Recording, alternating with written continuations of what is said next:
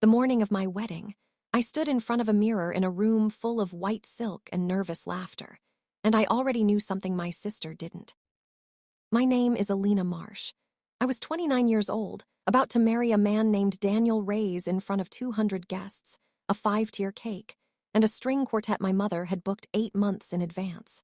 Everyone in that room believed this was the happiest day of my life. My bridesmaids kept telling me I was glowing. My mother kept dabbing her eyes with a tissue and saying she couldn't believe her baby girl was finally getting married. And my sister, Vanessa, 2 years older than me, always the storm before I was even the calm, sat in the corner of the bridal suite scrolling through her phone with an expression I couldn't quite place. I remember thinking, even then, that she looked like someone bracing for something. I just didn't know it was going to be her doing the bracing and the striking, both at once. I want to tell you this story from the beginning, because the ending won't make sense unless you understand everything that came before it. This isn't just a story about a wedding that fell apart in front of 200 witnesses. It's a story about what people don't know about each other, even the people who share their blood, their childhood bedroom, their mother's maiden name. 3 months before that day, I found out my fiancé was cheating on me. I want you to sit with that for a second, because everything else I'm about to tell you only makes sense once you understand. I walked down that aisle knowing exactly what kind of man was waiting for me at the altar. I wasn't naive. I wasn't blindsided. I had a plan. And my sister, without knowing it, was about to become the unwitting detonator of that plan in the worst possible way, and also, in the end, the only way that could have actually worked. What I found. It started with a phone left face up on the kitchen counter while Daniel showered. I wasn't the type to snoop. 4 years together, and I'd never once opened his phone, never once felt the itch of suspicion strong enough to justify it. But that morning, a message flashed across the screen from a name I didn't recognize, saved only as V, and the preview line was enough to freeze me where I stood. Can't stop thinking about last night. We need to talk before the wedding. I remember the sound the coffee maker made behind me, gurgling through its last cycle, completely indifferent to the fact that my entire life had just tilted sideways. I didn't touch the phone. I didn't need to. I just stood there doing the math of 4 years, wondering how much of it had been real. When Daniel came out of the shower, I asked him who V was. He said a coworker. I said okay. I didn't push. I didn't cry in front of him. I smiled, kissed him goodbye, and drove to my sister's apartment instead of my office, because in that moment, before anything else, I needed my sister. Vanessa opened her door in sweatpants, hair in a messy knot, and took one look at my face before pulling me inside without a word. That's the thing people forget about Vanessa. Before she was the woman who wrecked my wedding, she was the girl who used to sit outside the bathroom door when I cried after our parents' divorce, sliding notes underneath that said things like "You're allowed to be sad. I'm still here." She could be cruel. She could also be the softest place I knew. I've spent a long time trying to hold both of those truths at once. I told her everything. The message. The initial. The way Daniel's face had gone carefully blank when I asked about it, not guilty exactly, but rehearsed, like a man reciting an alibi he'd practiced in the mirror. Vanessa's reaction surprised me. She didn't rage. She got very quiet, very still, and said, "Don't confront him yet. Find out who V is first. You need proof before you blow up your own wedding, Elle. Otherwise, he'll just deny it and you'll look crazy." I remember being grateful for that advice. I remember thinking, this is why I need her.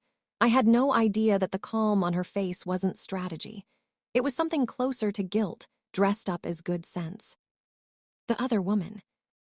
I hired a private investigator. I know how that sounds: dramatic, cold, calculating for a woman supposedly still in love. But grief does strange things to a person, and betrayal does even stranger ones. I didn't cry for 3 days. I planned instead. Planning felt like the only thing keeping me upright.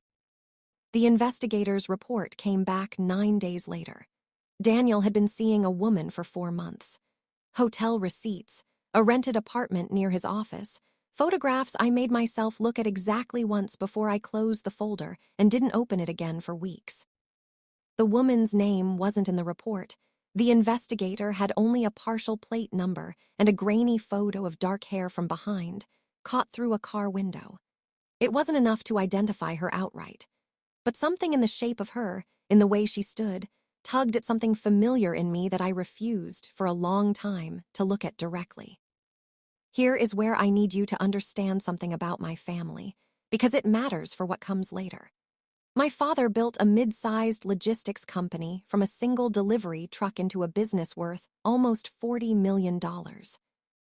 He had one condition written into the trust that would eventually pass the company to me, his intended successor. I had to be married by 30, stably and demonstrably, in order to inherit controlling shares outright instead of having them held by a board of trustees who, let's be honest, had spent a decade slowly steering company decisions toward my uncle's side of the family instead of mine. It's an old-fashioned, faintly ridiculous clause. My father was an old-fashioned, faintly ridiculous man in some ways, convinced that a woman with a stable household made for a more trustworthy CEO. I'd fought him on it for years. But he was dying, pancreatic cancer, 11 months given, though he'd already outlived that by 4. And this was the one battle I'd stopped fighting, because it was easier to let an old man have his outdated comfort than to argue principle with someone counting his remaining days in the double digits. So there it was. I was engaged to a man who was cheating on me, 3 months from a wedding that would determine whether I inherited my father's life's work or watched my uncle's side of the family carve it up and sell it for parts, which I knew was exactly what they intended to do. I did not have the luxury of simply walking away. The plan. I met with my father's estate attorney, a sharp, quiet woman named Grace Ackaffer who had known me since I was 12 and had absolutely no patience for nonsense. I told her everything. She didn't flinch. She'd seen worse in 30 years of estate law, she said. And then she asked me the only question that mattered. Do you want to stop the wedding, or do you want to survive it? I chose to survive it. Here's what almost nobody knew, going into that wedding day. I had already quietly filed the paperwork to divorce Daniel the moment the marriage was legally recognized. A provision Grace built in that would let me file for immediate dissolution without waiting periods, using the evidence of infidelity as grounds, while the marriage clause in my father's trust would already have been satisfied the second the officiant pronounced us husband and wife. Not one moment of loving marriage required. Just the legal fact of it, on paper, for exactly as long as it took the ink to dry. I had already moved my personal assets. I had already changed the beneficiary details on every account that touched my name. I had already, through Grace, secured Daniel's signature on a prenuptial agreement so airtight it left him nothing of mine, nothing of my father's company. And this part mattered more than anything. A clause that meant if credible evidence of infidelity or financial misconduct surfaced within 12 months of the marriage, I could pursue full legal and reputational consequences against him without him touching a cent in settlement. Because here's the second thing the investigator found, buried in a follow-up report I almost didn't ask for. Daniel hadn't just been unfaithful. He'd been quietly redirecting invoices from a shell vendor into an account tied to a company he partially owned, small amounts. Skimmed off contracts he'd helped broker between his firm and mine. The kind of theft that's easy to write off as a rounding error until you add it up over 2 years and get almost $300,000. Daniel wasn't just cheating on me. He was stealing from my father's company while planning to marry into controlling shares of it. I wasn't marrying him out of love anymore. I hadn't been for weeks. I was marrying him because it was the only legal mechanism that let me secure my father's company before he died, expose Daniel's theft with airtight evidence instead of accusations that could be dismissed as a jilted woman's revenge, and walk away from the marriage within days, protected, before Daniel even realized what had happened. The one thing I hadn't planned for was my sister standing up during the vows. The wedding. The morning of the wedding, Vanessa had been unusually quiet, which I now understand was the sound of someone standing at the edge of a decision. I didn't know, walking down that aisle in my mother's altered lace dress, that Vanessa had spent the previous night not sleeping. I didn't know she'd gone back and forth on her phone with a number saved simply as D, writing 3 different messages and deleting all 3, before finally putting the phone face down and staring at her ceiling until the sky went gray. I didn't know because she had never told me, and because some part of her clearly believed she never would have to, that Daniel was the man in the photograph. That the dark-haired woman from behind, standing too close to him outside a rented apartment, wasn't a stranger at all. It was my sister. I need to be honest about something. I do not think Vanessa set out to hurt me. What I've pieced together since, through her own halting explanation, through things she said in the weeks afterward when the two of us finally sat in the same room without either of us shouting, is that she and Daniel had known each other for 2 years before I ever introduced them, through mutual friends from her old job, and that whatever happened between them started in a moment of loneliness on her end and calculation on his. He'd told her things, that he and I were already drifting, that the engagement was more obligation than love, something we were both quietly dreading, that he planned to end it after the wedding season died down, once it wouldn't embarrass either family. She believed him.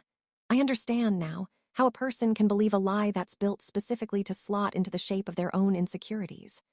Vanessa had spent our whole lives feeling like the difficult one, the one our parents worried about instead of bragged about, the one who never quite landed the stable job or the stable relationship while I did everything. As she put it once, crying in her kitchen. On schedule, like you were reading from a manual nobody gave me. Daniel found the crack in her and poured himself into it. What he never told her was that he had absolutely no intention of ending things with me. He needed the marriage exactly as much as I did, just for opposite reasons. He needed access to money and standing that came from being my husband, and he needed it badly enough that he was willing to marry me while sleeping with my sister and stealing from my father's company, all at once, betting that none of the 3 of us would ever compare notes. He was almost right. The vows had just started. I remember the officiant's voice, warm and practiced, asking if anyone present had reason the marriage should not proceed. The old line, the one everyone expects to be rhetorical, a formality nobody actually answers. Vanessa stood up. I have never, before or since, heard a room go that silent that fast. 200 people, mid-breath, turning as one. My mother's hand flew to her mouth. My father, thin and gray in his wheelchair at the front row, went very still in the way that told me his heart rate had just spiked in a way his oncologist would not have liked. I can't let this happen, Vanessa said, and her voice cracked on the word happen, without you knowing what he is. She said it all, right there. The 2 years, the affair, details I won't repeat because they weren't mine to hear in front of 200 people, and I don't think they're mine to repeat here either. She wasn't cruel about it. If anything, she looked like she was dismantling herself in real time, like every sentence cost her something she wouldn't get back. But she said it, all of it, in front of my mother, my dying father, my mother-in-law-to-be, my co-workers, my college roommates, everyone. The room didn't just gasp. It fractured. Someone's chair scraped back. My maid of honor grabbed my arm like she thought I might collapse. Daniel's face went the color of the tablecloths, and he started to say my name. Elena, wait, let me explain. The exact tone of a man who has rehearsed this exact denial and is now discovering it doesn't survive contact with an audience. Here is the part that still surprises people when I tell this story. I didn't cry. I didn't scream. I didn't run. I turned to my sister, standing there in her bridesmaid's dress with mascara already sliding down her face, looking at me like she expected me to hate her forever. And I said the only thing that made sense in that moment. The thing that had been sitting in my chest for 3 months, waiting for exactly this kind of light to be shown on it. I know. The reveal. I don't think 2 words have ever landed in a room the way those 2 did. I know, I said again, louder, so it would carry to the back rows. I've known for 3 months. I know about the affair. I know about the money he's been stealing from my father's company. I have the bank records, the investigators' reports, and a signed prenuptial agreement that protects every dollar of this family's business from him. I looked at Daniel, whose mouth was opening and closing without sound coming out, a man watching his own carefully built lie collapse from a direction he never once considered.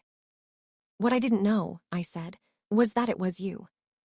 That last part I said to Vanessa, not to the room. Though the microphone the efficient still held caught it anyway and sent it out over 200 stunned faces.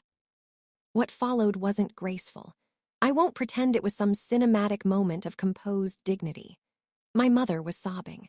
My father was gripping the arms of his wheelchair so hard his knuckles had gone white, and for one terrifying second, I thought we were about to have a medical emergency instead of a scandal.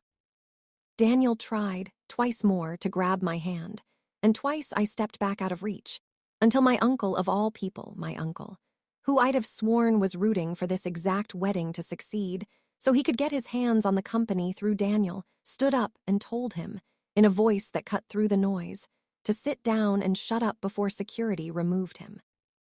I found out later my uncle had his own reasons to want Daniel exposed. A man skimming money from vendor contracts had been skimming it from a system my uncle also had a hand in, and the last thing he wanted was an audit turning over rocks in his direction too. Nothing in that room was as simple as it looked. I've come to believe nothing in most families is. I did something that surprised even me, standing there in my dress with the whole architecture of the day in ruins around me. I asked Grace, my father's attorney, seated in the third row exactly where I'd asked her to be, exactly for this contingency, to step forward. "We're going to finish the ceremony," I told the room. You could have heard a pin drop into carpet. "I built a plan for this exact possibility," I said, "because I found out what he was 3 months ago, and I wasn't going to let him take my father's company along with everything else he's already taken. This marriage was never going to last past this week. I have already filed for its dissolution, effective the moment it's legally recognized. I need 30 seconds of vows to protect something my father spent his whole life building, and then this man is never going to be a problem for any of us again." I turned to Daniel. "Say, I do, or don't. Either way, everyone in this room already knows exactly who you are, and either way, I already have everything I need to make sure you never touch a cent of my family's money or your freedom stays intact. Your only real choice right now is whether you want to also be the man who couldn't even finish saying 2 words at his own wedding." I will remember the look on his face until the day I die. Not remorse. Calculation, still, even then, doing the math on what version of this disaster cost him less. He said it. 2 words, flat, defeated, into a microphone that carried them to 200 witnesses who would tell this story at dinner parties for the rest of their lives. We were married for 11 days. Grace filed the dissolution on day 3. The courts, given everything on record, moved faster than anyone expected. Daniel was later indicted on charges related to the vendor fraud. My father's company wasn't his only mark. It turned out, just the one that finally caught up with him. He took a plea deal. He does not work in logistics or finance or apparently much of anything these days, as far as I know, and I have made a considerable effort not to know more than that. What was left? The company passed to me 8 weeks later, when my father died in his sleep with my mother holding one of his hands and me holding the other.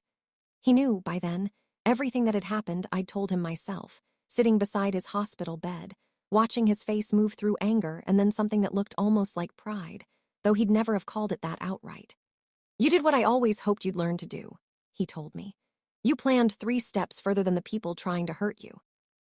I don't know if that's the inheritance I would have chosen, given the option, but it's the one I got, and some days I'm grateful for it anyway. Vanessa and I didn't speak for 4 months. I want to be honest about that too, because this isn't a story that wraps up in a neat bow inside a single conversation. What she did broke something between us that took real time, real ugliness, several terrible phone calls, and one very long night in her kitchen to even begin repairing. I was angry, not only about the affair, but about the months she'd spent giving me advice on how to handle V. Knowing the whole time exactly who V was and choosing silence over honesty until the silence became unbearable to her, at the worst possible moment, in front of the worst possible audience. But I also understood something, once the anger burned down enough to see past it. She stood up in front of 200 people and detonated her own reputation, her own comfort, her own secret, to stop me from marrying a man who was actively, methodically hurting me. She did it in the messiest, most self-immolating way possible, but she did it. Some people would have let the wedding happen and let the affair stay buried forever rather than face what standing up would cost them. She didn't. We're not the same as we were before. I don't think we ever will be, and honestly, I've made peace with that. What we have now is something we built back deliberately, brick by brick, with a lot more honesty in it than what came before, the kind of honesty where she tells me things before I have to hire someone to find them out, and I tell her when something she's done still hurts instead of swallowing it to keep the peace. My father's company is doing better than it has in a decade. My uncle's side of the family, stripped of their favorite lever after Daniel's exposure, has mostly retreated to complaining about me at holidays I no longer attend. Grace still handles our legal affairs and remains, to this day, the only person who knew every single piece of the plan before that wedding day. The one person in that room of 200 who wasn't actually surprised by anything that happened, just quietly proud in her understated way that it had worked. People ask me sometimes if I regret going through with the ceremony that day instead of calling it off the moment I found the message on Daniel's phone. I tell them the truth. I don't. Walking away quietly would have cost me my father's company, and let a man who stole from my family and manipulated my sister simply disappear into his next unsuspecting mark, unpunished, unexposed. I chose the harder, uglier, more public path because it was the only one that actually held him accountable for everything he'd done, not just to me, but to my sister and to my father's life's work. My sister ruined my wedding. She stood up in the middle of my vows and told 200 people a truth that detonated everything I'd spent 3 months quietly engineering. She didn't know my secret, that I already knew, that I'd already built a plan sturdier than the marriage itself, that the wedding she thought she was destroying was never meant to last past that week regardless of what she did or didn't say.